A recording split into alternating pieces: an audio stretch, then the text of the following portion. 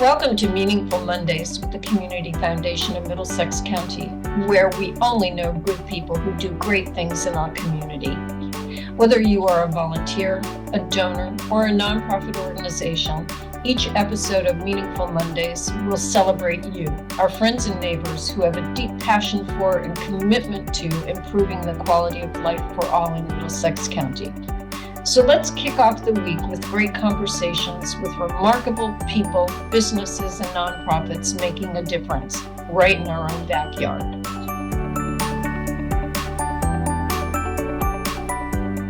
Well, welcome, everybody. It's Meaningful Monday in Middlesex County, but then again, every day in Middlesex County is meaningful, especially when you have people who do great things, such as Gary Wallace. Gary, we're so excited to finally have you on this podcast. And wow, our theme is the payback of giving back. And if there's anyone who goes above and beyond and gives back 1,000%, it's you. So we thank you for all of that. So thank you, Cynthia.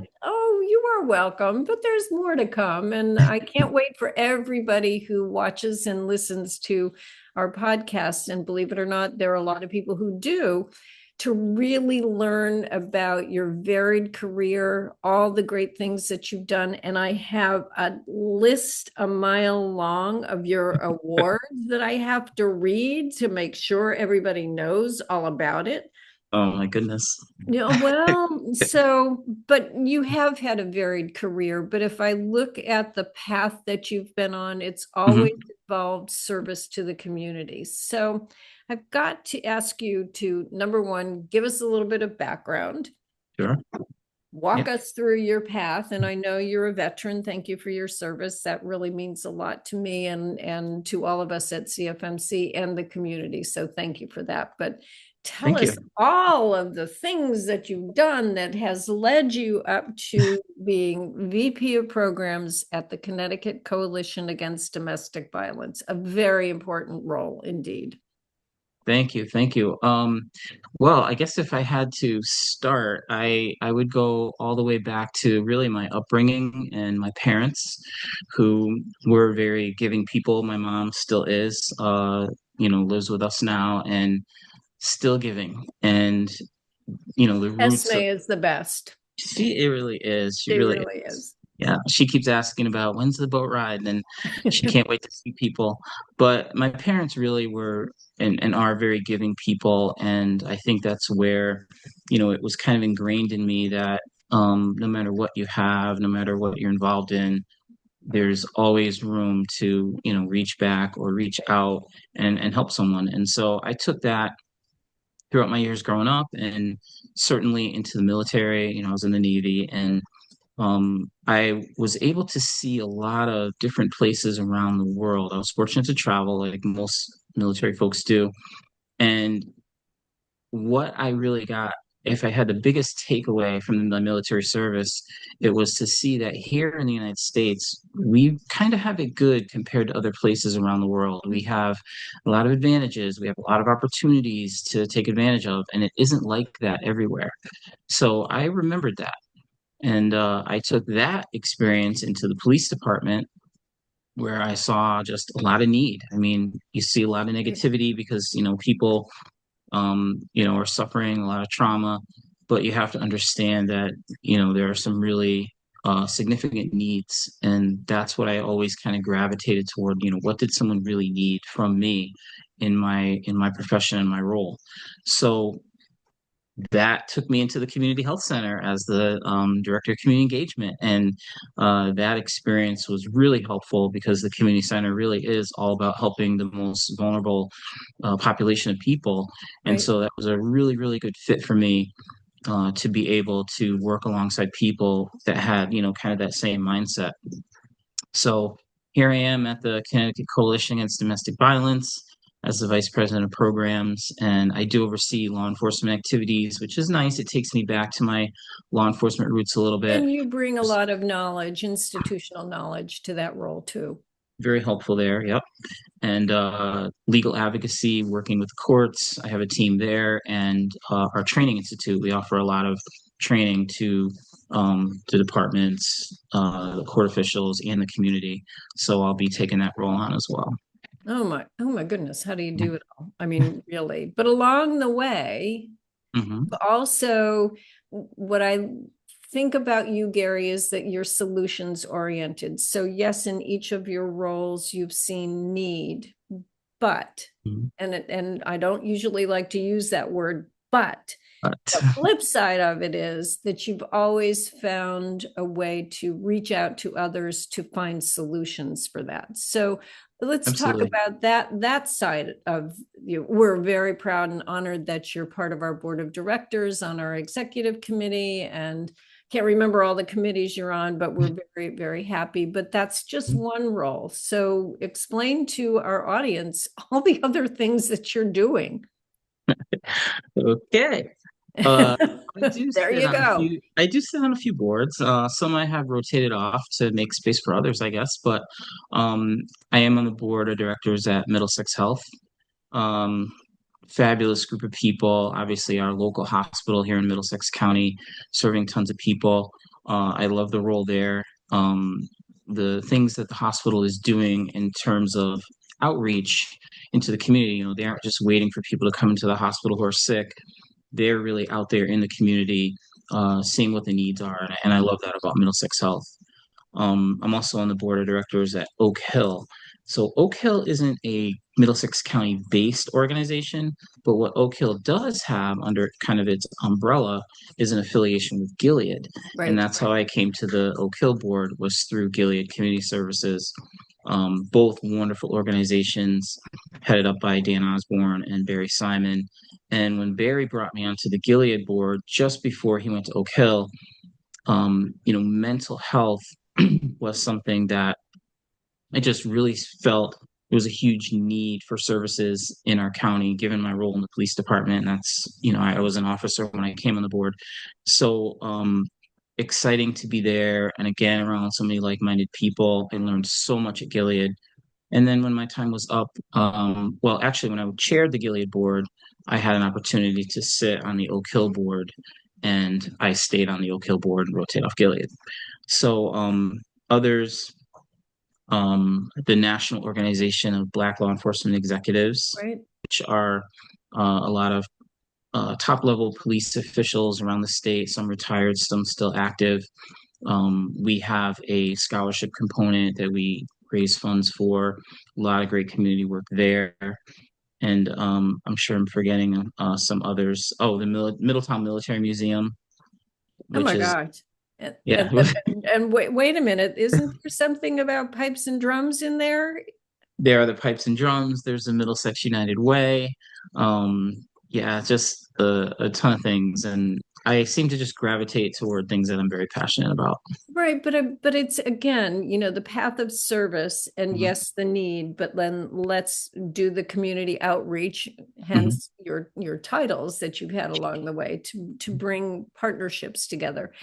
And what wasn't in the documents that we sent you, the little notes, was talk about what you did for the firefighters in Ukraine, because I reflect on that and I think that was just absolutely awesome. And I think the community needs to remember what the community did and what our firefighters across the state did for Ukraine.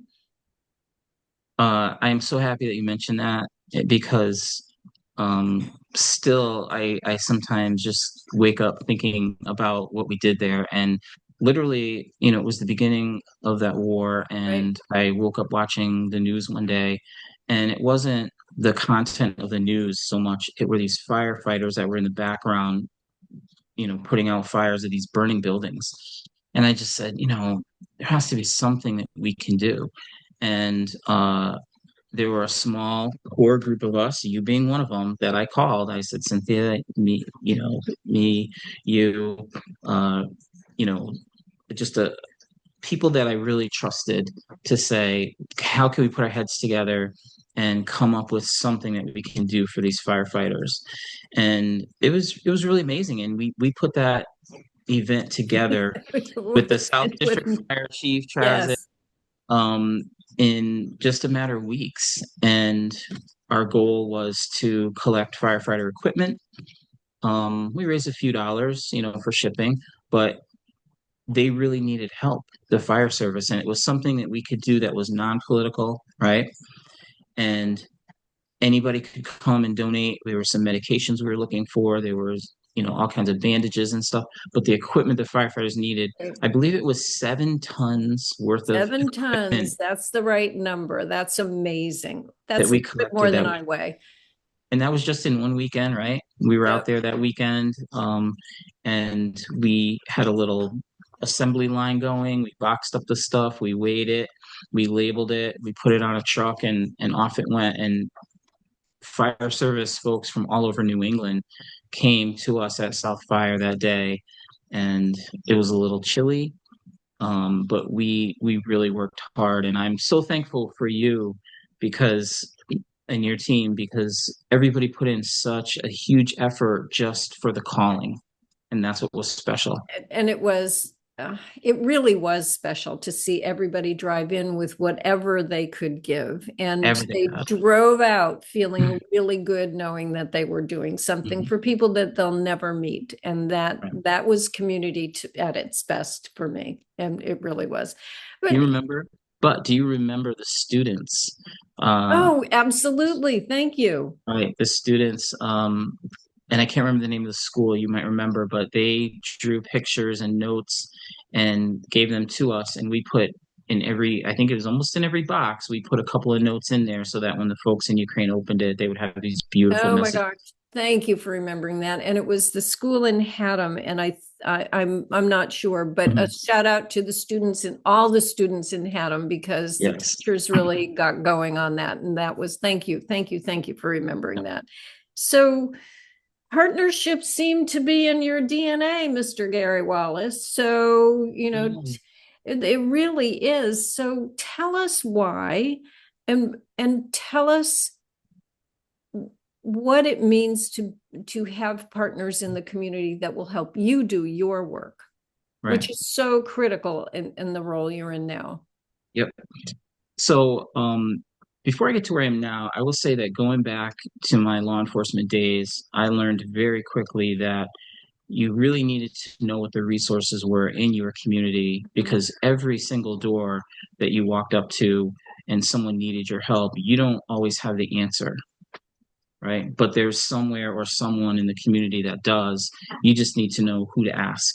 So one of the things that I did, and I think in my last couple of years, was I came up with this very, very comprehensive resource list, and I gave one to every officer in the department to say, I don't care if you have one day on or if you have 30 years on, this list will help you to connect with people in the community that have the Great resources idea. that you need.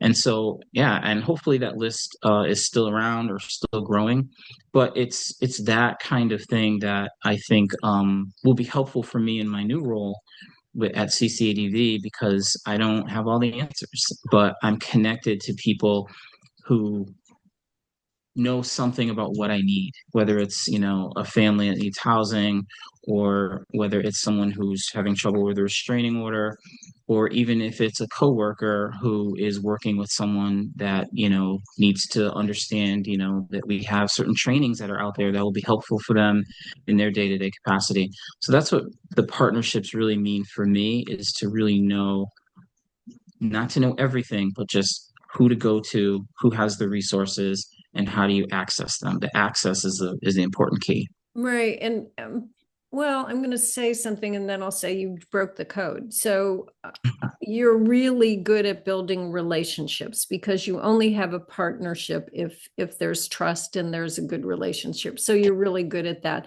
But you broke the code. To us, partnerships is connecting the dots, getting to Yep. know the folks, building the relationships. We laugh here at the Community Foundation saying, we try really hard to connect the dots and find that solution. But you broke the code, and I think you paved the way for us, Gary. Thank you. I do try. And you're right. It's the access and the partnerships. And sometimes people don't want anything more from you than to just show up, you Yep. know, if there's a meeting or if there's something they need to talk to you about, if you just listen, that's enough for them to say, that person I think kind of cares about what I'm talking about. I can go to him or her in time of need. And that's the sauce. Yep. Well, speaking of sauce, which goes with burgers and hot dogs and parties and that kind of thing. So I had the pleasure, and we all had the pleasure of working with you and your colleagues for the pipes and drums. So I I don't know where you find the time, but if people are not familiar with the organization that you are with that brings so much joy to so many people, please explain about that. Thank you. And thank you for your partnership in We have helping more us fun. to get where we needed to go. So the Middletown PVA Pipes and Drums started, I think we're on our 12th year. It was in the police department. Most people didn't have any experience, but an email went out saying, "Hey, who wants to be in a band?" So I had played. Explain what kind of band that was. They did say bagpipe and drum band. They did Oh, say, okay. "Okay, yeah, it's a bagpipe and drum band." I grew up playing the drums since I was a little kid, so I was very interested. I hadn't played formally after high school. I always had a pair of sticks laying around. So it seemed pretty exciting. And we were horrible our first year. But we got out there in that first Memorial Day parade and never looked back. And so this band really, and I'm so glad you kind of phrased it the way you did. It really does bring joy to a lot of people, and not every community Yes. has a group like that. So we're up to around almost 40 members now. Oh my Um, gosh. yeah, we have, a huge drum section, which I love, and all these bagpipers from different backgrounds. We're open for anybody to join, so I'm going to put it out there now. If you want to play, you don't need any experience, we will teach you. But the band has been all over this community, all over this state, and most recently, Mm-hmm. we went to Ireland last month for a competition, and it's been an amazing, amazing experience. And people really enjoy it, and we love that. So we play almost every month. We're playing somewhere. So Really. And it's my pleasure when I know you're playing in my hometown that I can run down the hill and wave you as you do march past. But the other thing that I like, Gary, and again, it goes back to I think your DNA is that it's inclusive. You don't have to be an expert. If all it is come on and join the group, yeah, and we will and teach. we'll guide you along. Yeah, And that's all it really is. it's a real fun group. Yeah. But I'm going to embarrass you Okay. because it should be, you should be. Oh boy. I was blown away by this list of all the awards that you've gotten. And I suppose I shouldn't be, but let me just read them. So forgive my not looking right at you. So over the years, Chief Michael L. Green Community Service honoree at the Middlesex Chamber of Commerce, the first 100 membership at the Connecticut Coalition Against Domestic Violence, the Outstanding Community Service for New Horizons Domestic Violence Services, the Community Service Proclamation from the Mayor's Office, Officer of the Year from the Connecticut Exchange Club during its salute to Connecticut's finest. I'm running out of breath. The Outstanding Service to the Community Award from the Connecticut Sexual Assault Crisis Services. Wow. I know there's some that we couldn't find, but that's quite a list, and congratulations. Well, thank you. Thank you. I almost forgotten about some of those. So thank you. Wow. Yeah. And I have to say, awards are nice, but when you work with people, when you partner with people and just try to do the right thing, you don't always have to do the right thing, but you try to do the right thing. Mm. There are some organizations that will recognize you, but that's obviously not, why I do it. But I have been very fortunate to be able to give back to a lot of people in the community, um, and then had the opportunity to stand up and say thank you. And that's what humbles me the most, is just being able to have the opportunity to say thank you. So I'm fortunate, but I'm also very grateful. And this community has really embraced me and the work that I've tried to do. So I'm very grateful. Well, which is a perfect lead into one of my questions. So, Oh, okay. and I think you answered it, but maybe there are more answers. So this theme of interviewing famous people in Middlesex County has been going on for a while, and you're one of them. We've been blown away by the answers that CEOs have given, and regular folks have given about what's the payback for giving back. So that's number one. And then what advice would you give to a business or to someone else who thinks, oh, I don't have time, I can't let my staff do this, that kind of thing? What advice, what's the payback? Mm. Well, I will say that the payback really for me is to see other people kind of get inspired by what you do. Mm-hmm. Um, I Right. never in any of my roles, literally asked anyone, hey, come and follow me. I just try to do the work. I try to do right by others. And if someone says, I like what Gary's doing, how do you do that? How do you make those connections? How do you make those partnerships? When you get into a room, like how do you navigate? Um, that's the payback for me is to see someone else want to operate that way because then that means there's a whole nother person out there who can make all these connections and help people, right? A positive ripple effect. Yeah, yeah, absolutely. And so a very wise person, my dad's best friend, when he pinned me in at the police academy, said, Gary, you need one of three things to be successful in any of these things that you're about to embark on. You either need the backing of your officers or the people you work with, you need the backing of the community, or you need the backing of your local officials, like your legislators. If you have one of those three, you'll be successful. And so for me, Cynthia, the community was always first, right? Um, but with the community kind of comes those local officials. They like to be out in the community as well. Right. They like to come to things. They like to be with their constituents. And so those two things for me have been very strong. I won't say I didn't have the backing of the people I worked with, but that's never what I focused on. I always focused on community and I focused on people who were able to make decisions. And that's what was strong. So for me, that's the payback. The advice that I would give someone is whatever it is you're passionate about. I don't care if it's making candy or basket weaving or if it's a certain sport or there are tons of nonprofits, right? I mean, that's what we deal with at the community foundation. Gravitate toward whatever it is you're passionate about and find a group within that field or that area and be with them.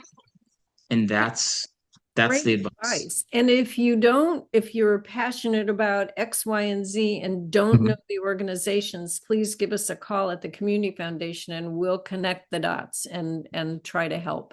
I mean, that's what we're all about. Well, Absolutely. cheapers. I asked you what you did in your spare time, if you have any. I have a I'm little not space. sure. I'm not sure that you have any.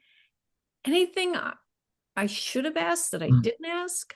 Or anything new you need to tell? I mean, I read off all these lists and it's like amazing what you've done. Well, I'll mention two things. Since you've given me the time and space, I just want to say thank you to my wife, Karina, and to my family, who have all really been supportive and follow me out into the community everywhere I go. And it makes it fun and it keeps our family strong. So I And want to say Karina's that. always there volunteering. Yes, she is. She always likes to volunteer. And she usually gets a good lunch or dinner out of it. So she's happy about that.